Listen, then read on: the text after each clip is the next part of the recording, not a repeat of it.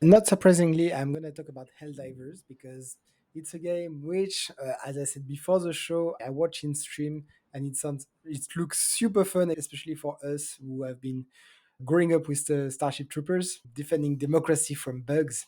That's the video game that you really wanted, and it's happening. And one of the things happening is that there's a lot of leaks, and it's not surprising. It's a Helldiver 2, so of course that was the first one, and in the first one, there was some things which would be super cool to see in number two, and it's absolutely surely something that we're gonna see, and that will be a vehicle and mech update. So in the first game, you had three mechs, I think at least. The 44, which had one pod of rocket and one not autocannon, like a Gatling gun. You had the EXO 48 with two autocannons and the 51 with a big cannon and a flamer. It's something that you expect, which is going to happen in Helldiver 2. So there has been some leaks about it. Likely that we're going to see the 48 and 40, 44 and 48 coming back.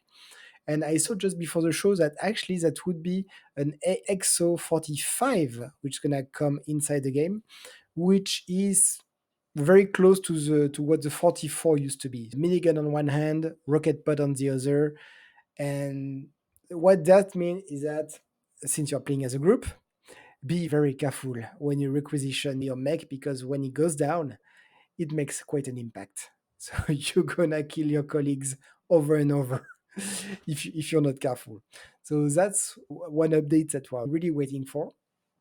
And of course, one of the critiques about this game is that the balance sometimes is quite poor.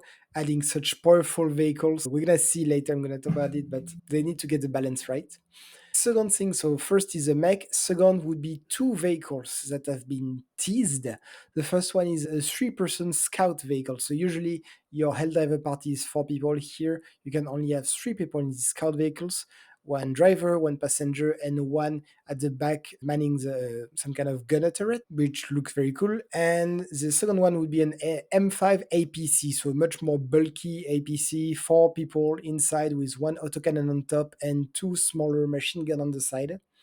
Anyway, one of the balance that we are thinking is going to happen is that these vehicles would be just once per mission. So if your vehicle dies or you run out of ammo, your vehicle is gone, which is logical because they are extremely powerful.